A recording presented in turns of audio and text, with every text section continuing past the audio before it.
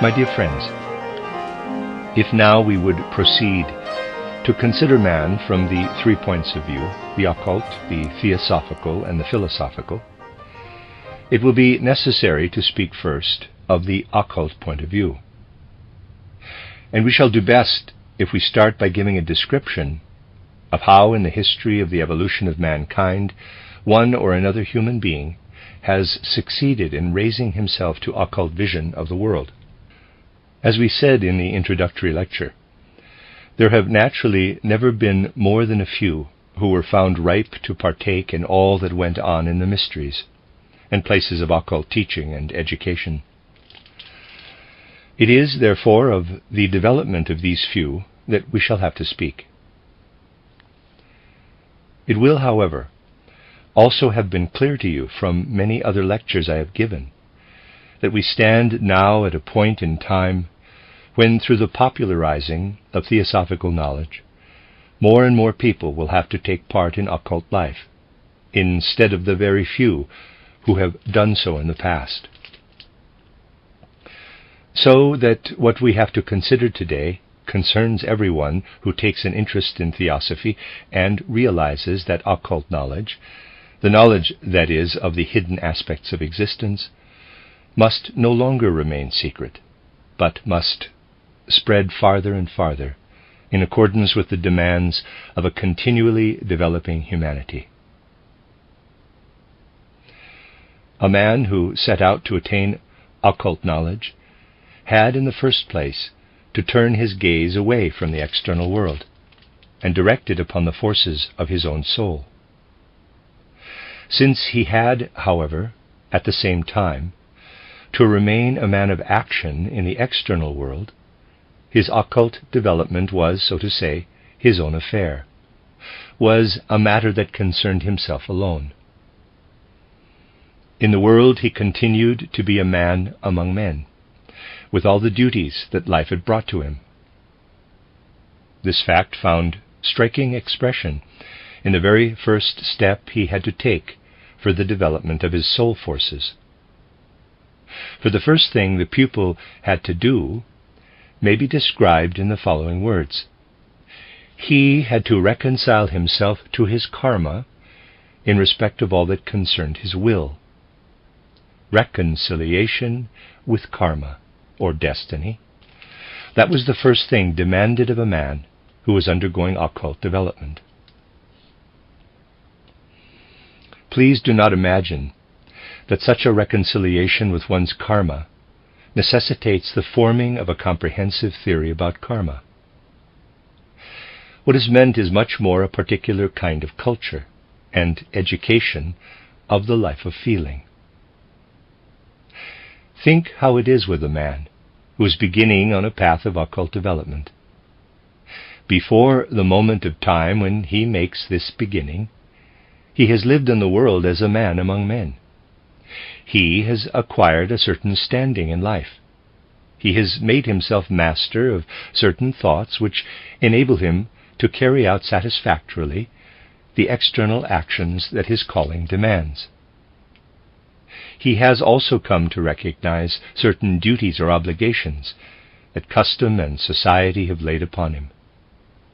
It can, at the very outset, be assumed that any man who has not responded to what the world demanded of him, any man, that is, who does not want loyally to fulfill his obligations to the world around, would never have the urge to undergo occult development.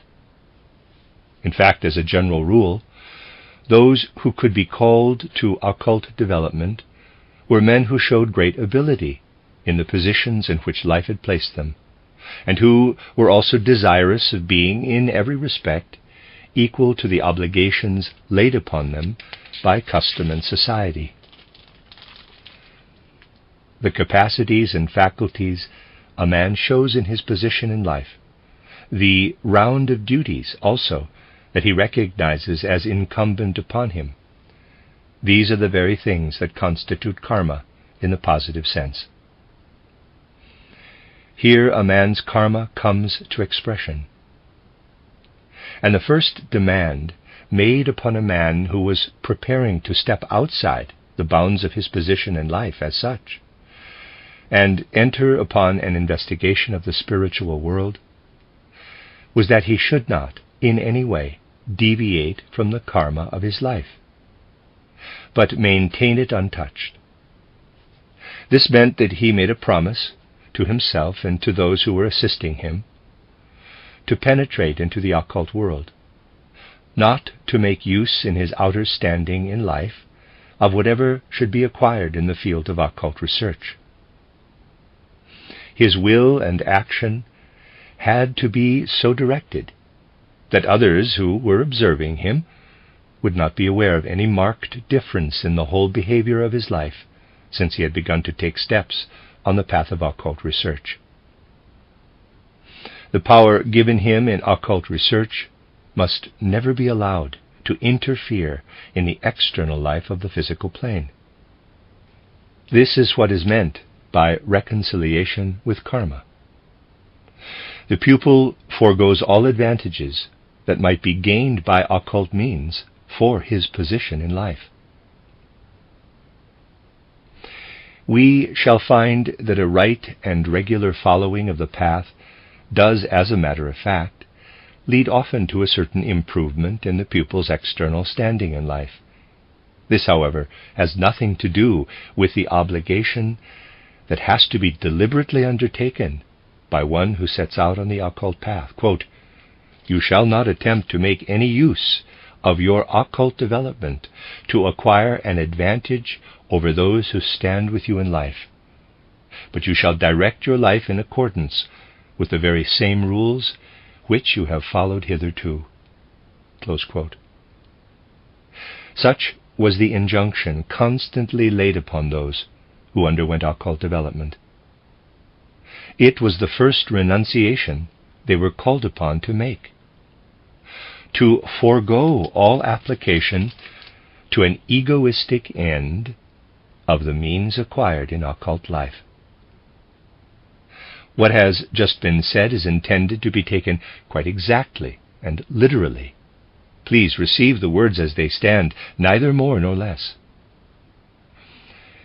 You will observe that they are concerned with what the pupil is in a position to do or is under obligation to do in the external world by reason of the karma that is laid upon him. From the very outset, the egoistic will of man is thus consciously and deliberately excluded from all occult striving. This factor alone brings about a change in the whole mood and character of the pupil. If you reflect for a moment, you will see that this must be so. Hitherto, the round of duties that devolve on him in his external position in life have been the one and only world in which he lived and to which he devoted himself. Now, he takes upon himself the obligation to continue to live in this world in accordance with the same rules as he has followed hitherto, and yet at the same time to have forces to spare for something else quite different. This means that a boundary is set up for him between two regions within both of which he is active. A world now opens before him to which he previously never gave a thought. That is a fact of extraordinary importance. For, verily, man begins a new chapter in his life when fresh interests suddenly enter and assert themselves strongly and persistently. This, then, was what happened at the very beginning of occult development. A man's whole feeling and interest were claimed for a new world, a world in which he had previously had neither part nor place. Strict watch had to be kept on the pupil, especially in the more ancient mysteries and schools of occult development, lest he be brought into any disharmony with his circle of external interests. It was sternly required of him to fulfill his duty in the widest sense, in respect of the demands made by his calling or by his connection with the state or other form of community. Those who made any show of not being willing to do this, or of rebelling against the duties of external life, were not admitted into places of occult instruction. I am here simply relating facts. Study the history of occult development, and you will find that those who in outer life showed themselves rebellious in one direction or another against the whole ordering of life within which they lived were not members of any mystery school or place of occult instruction. The second thing required of the pupil was far more difficult of attainment. Consider the case of a man who has given himself and his teachers the promise of which we have spoken. He has had to declare, quote, "I will not suffer to enter into my will, as it makes itself felt on the physical plane, anything that has come to me as a result of occult research," close quote. He takes with him into the realm of occult research the entire forces of his soul, with the exception of the will. The will is held back in accordance with his promise, but every other faculty that he has at his disposal on the physical plane, judgment, fancy and imagination, memory, emotions, all these forces and faculties of the soul, with which he was previously active on the physical plane, can still be actively applied on that plane. Take the intellect or understanding. That capacity of the soul which enables us to discriminate and to form judgments about the facts of life. We could not get on without it in ordinary life. We have to apply it at every turn. Now, let us suppose we become a member of an occult society or school. We achieve certain results in occult research. We acquire, let us say, knowledge about what we do in our external standing in life. We are not allowed to apply this knowledge with our will. But to begin with, there is nothing to prevent us from calling in the help of all the higher means we have from occult research in order to make intelligent observation of the things and persons that we meet with on the physical plane. Thus we may not allow the results of occult research to flow into our action or into the resolves of our will, but we may allow occult research to have its influence upon the way we form our thoughts and conclusions on the kingdoms of nature as well as on our fellow men. In effect, upon the whole way in which we stand in the ordinary world with our intellect. You will observe that a rigid self-discipline will here be necessary. What is easier for a man who meets other men and has to take active part in their lives than to apply what he knows? Suppose, for example, he is able, by the help of his intellect, to perceive that he has to do with a morally inferior person. Nothing is easier than that he should act accordingly. It would be the natural and obvious thing to do. The occultist, however, may not take this line. By means of what occult research gives him, he can, it is true, give wings to his understanding and have clearer insight than he could before into the character of a fellow man, can recognize perhaps that he is a morally inferior person. He can also regulate, accordingly, what he does to this person, for he has accepted no obligation in regard to his fellow man, but only in regard to his own standing in life. He is under no necessity to refrain from applying his will in respect of what he does for the other person. What he does, however, on his own behalf, for that he is under obligation to be reconciled with his karma and not to make use of the knowledge that accrues to him when he applies his intellect, reinforced with the means of occult research. Let us suppose an actual case of a man who is at the stage of which we are speaking. Had he not become an occultist, he would perhaps have met the other person and not recognized him to be morally inferior, with the result that he would have allowed himself to be taken in by him. Obviously, such things can and do happen in the world, as you will all be ready to admit. One can be mistaken and take a man for better than he is, and then find oneself deceived.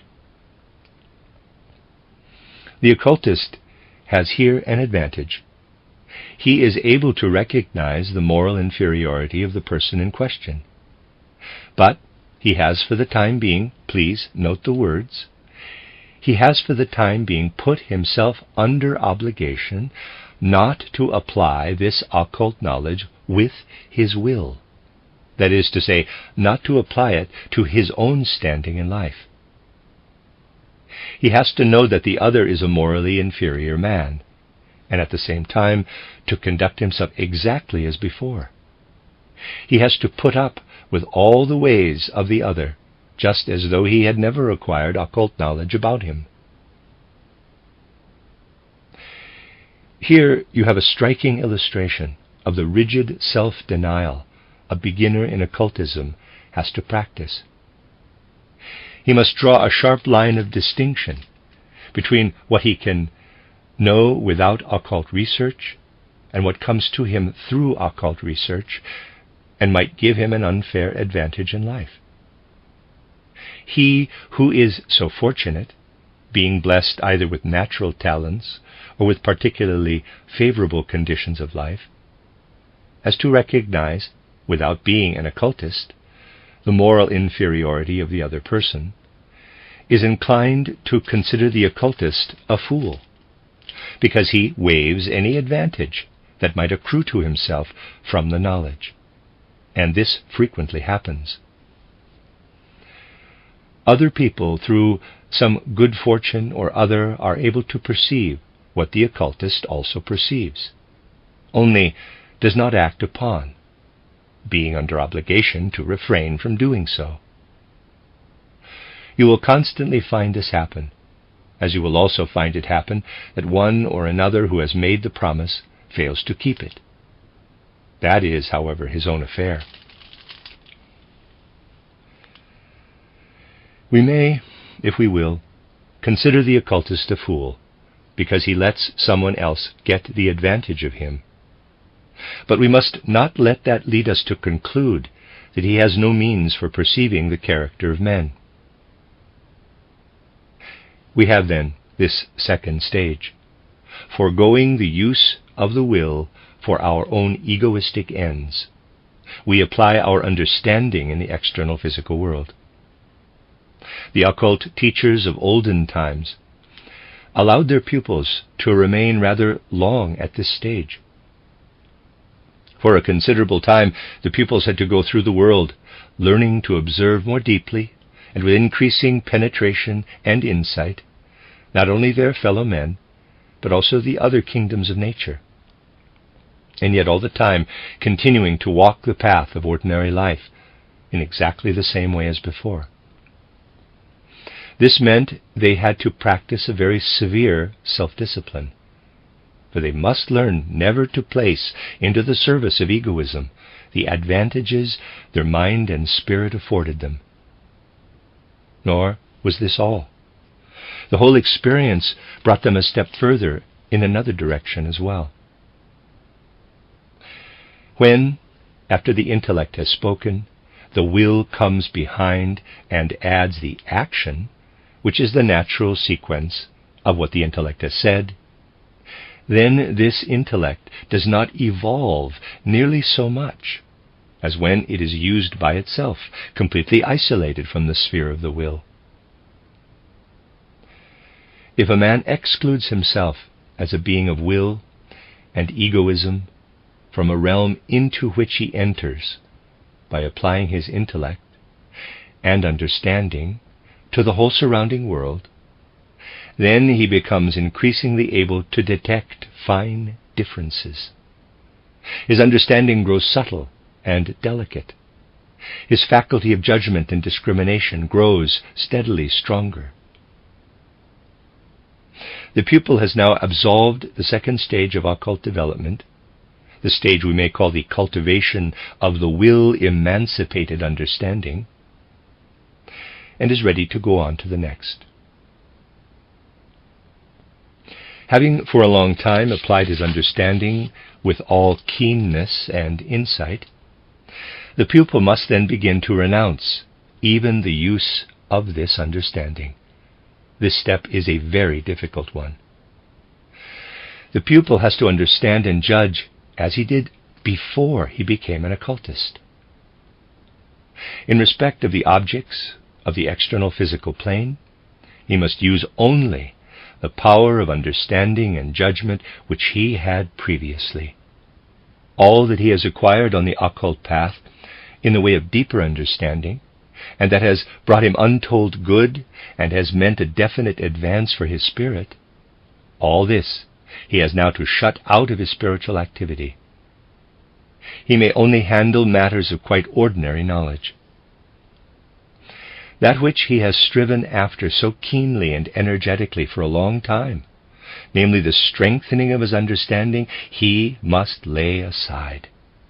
He must absolutely root it out of his soul, insofar as conscious application of it is concerned, and say to himself, as I go about and fulfill my life on the physical plane, I must think and judge and discriminate as I did before my occult development, using only the degree of cleverness to which I had then attained.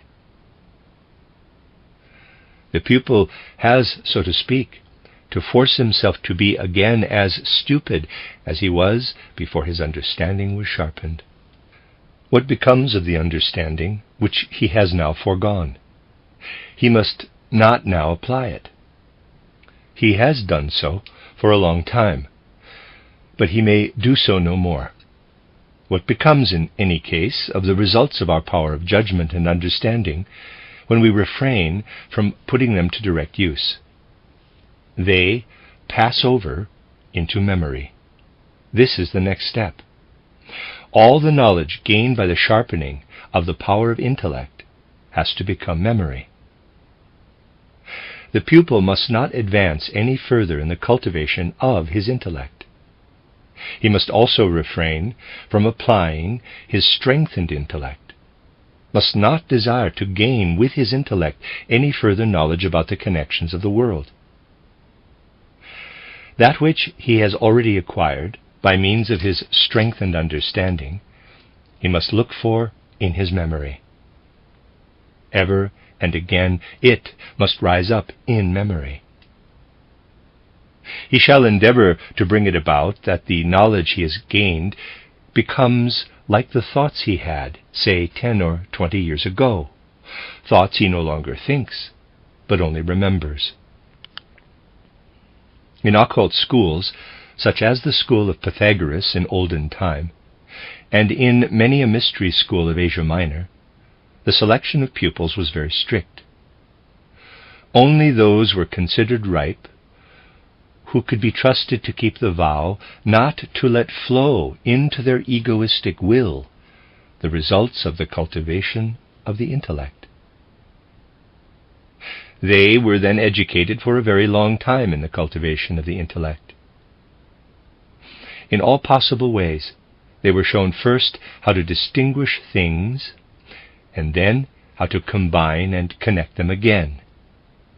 And they developed a keener sense of discrimination than it is possible to attain in ordinary life.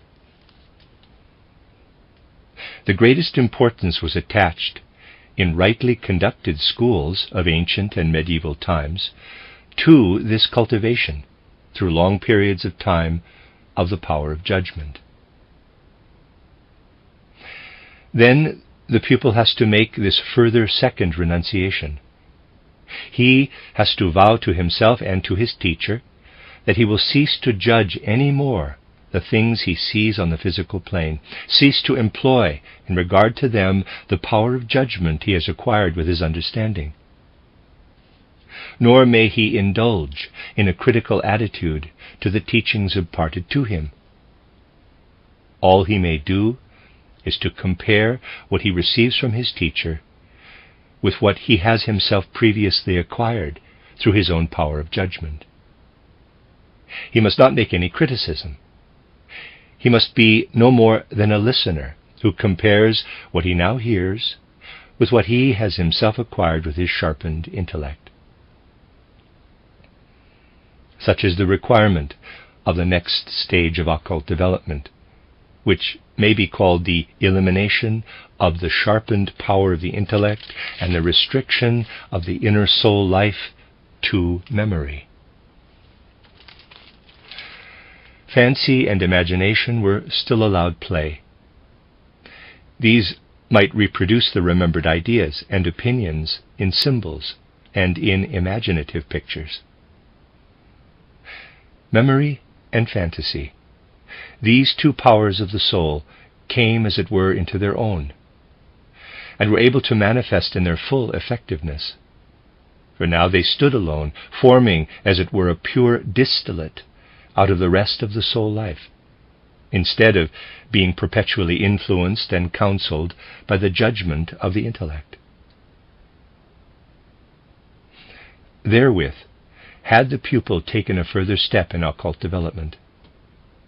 The time he had to pass in this stage was generally spent in receiving communications, in the form of ideas of the recognized truths of occultism, insofar as these had already become a theosophy.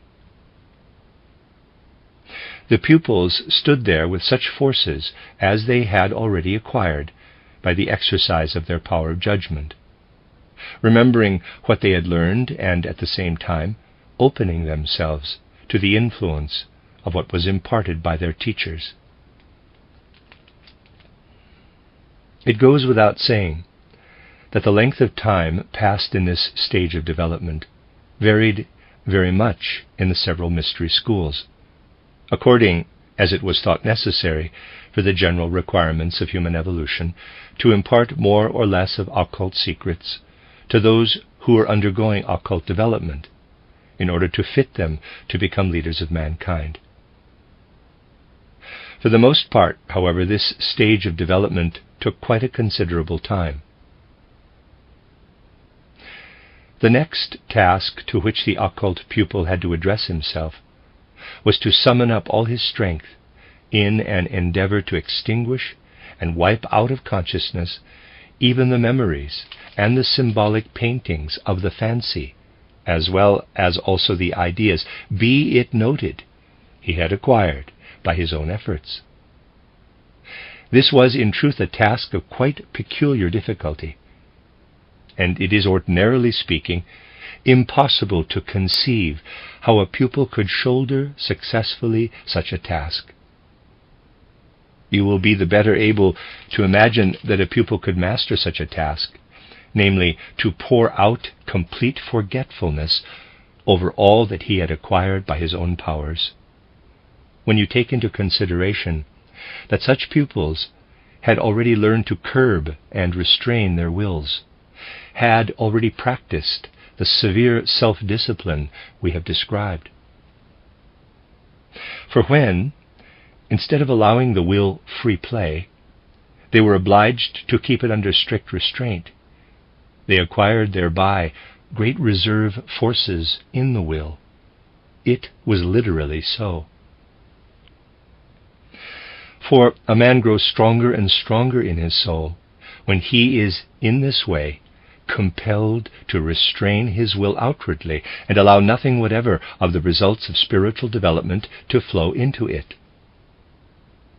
It makes him so strong that he becomes at last able to take the great resolve to repress and obliterate from consciousness all that he has acquired in his occult training and has up to now been holding in remembrance.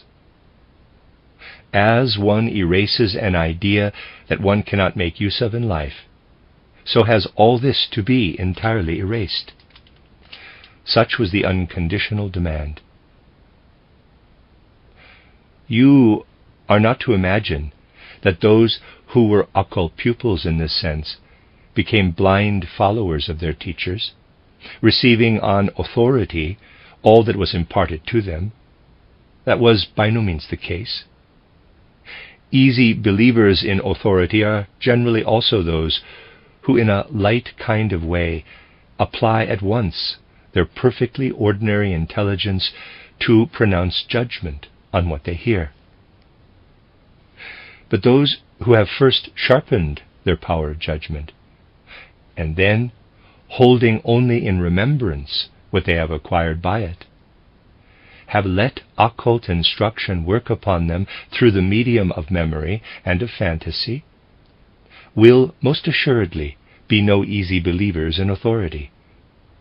Rather, will they receive what occult instruction imparts in the same way as we receive what nature tells us. Such will be the attitude of the occult pupil to the instruction that is now given to him, after he has passed through the previous stages. The teachers themselves also took care that their words should work in the way that nature works. There was, accordingly, no need to charge their pupils to have this or that opinion or thought.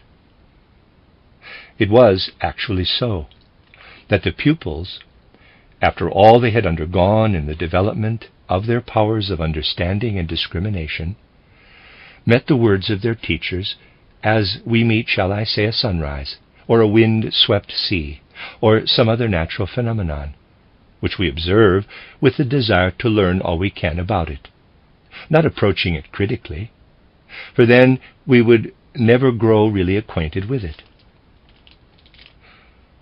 Those know least of all the inner power and might of a phenomenon in nature who approach it with sympathy or antipathy. In the very same way in which one observes nature herself, did the occult pupil now observe what was given to him in occult instruction. When the pupils have continued in this experience for a while, allowing only memory and fantasy to be active within them, applying their understanding to their external calling in life and to that alone, a time comes when they have to enter on a period of inner quiet and rest. They must forget their own powers and destroy their own attainments. For they can only attain complete inner rest of soul when even the memories and imaginations that they have acquired during their occult training are blotted out of consciousness. The soul had to be made empty. And then, when it was empty, when the egoistic will and the egoistic understanding, and also the egoistic memory and the egoistic fancy, were all driven out, then an absolutely new world opened before the soul. There had first to be this emptying, in order that the new world might be able to find entrance into the soul. You must familiarize yourselves with the fact that really and truly it was a new world that penetrated into the empty soul, an altogether new world. You will therefore not be surprised if this world has strange qualities and characteristics. For what do we mean by strange? We call a thing strange when we find it contradicts our previous experience.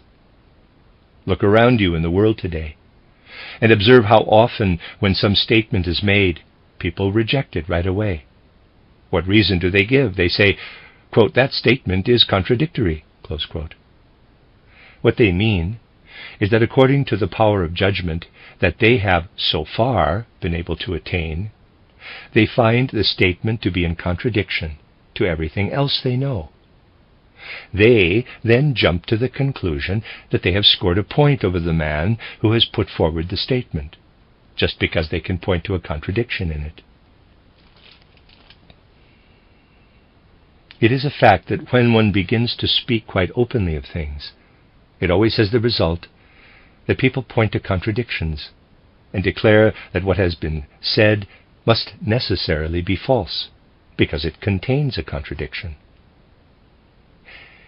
We need to recognize that on this path we shall indeed meet with contradictions, for we are approaching something that cannot possibly have any similarity with the world that has been ours hitherto.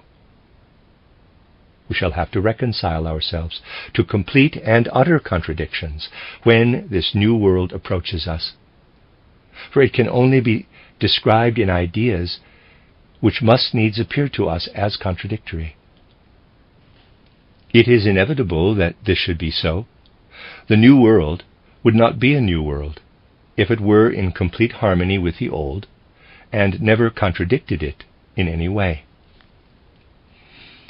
It should therefore not surprise us that when we come to describe the world man enters when he attains the peace of soul which follows the stage of forgetfulness, the first characteristic can only be given in words that from the point of view of the world to which we are accustomed are directly contradictory.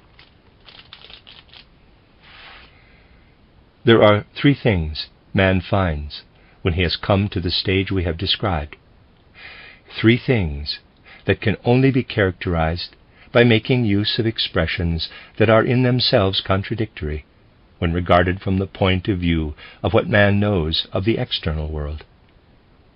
These three things man learns to know when he really enters what we may call this supersensible world. The first is the unmanifest light. Look around you in the world. Can you not see light everywhere? It is of the very nature of light to reveal itself and be manifest. And yet the first thing man learns to know in the supersensible world is the light that is unmanifest and unrevealed, the light that is dark and does not shine. The second thing man learns to know in the supersensible world is the unspoken word. In the ordinary world, a word that is unexpressed is not a word. We have therefore again a complete contradiction in terms when we say that the second thing man learns to know in the supersensible world is the unspoken word. The third is the consciousness without any known object. Reflect how, when you develop a consciousness, when you know, you must have always an object of knowledge. But the consciousness we find as the third thing to be met with on entering the supersensible world is a consciousness without object. These, then, are the three things the pupil encounters when, having undergone the preparation we have described, he enters right into the realm of occultism. These are the first three actual occult things he learns to know: the unmanifest light, the unspoken word, the consciousness without knowledge of an object. It is a moment of the very greatest significance for the occult pupil when he can learn to unite a meaning with what appears to be in entire contradiction to all he has known hitherto. When he is able to unite something of his own inner experience with the three ideas of the unmanifest light, the unspoken word, and the consciousness without knowledge of an object, then he has in that moment become an occultist. The pupil in occultism has really begun to tread the path of occult knowledge.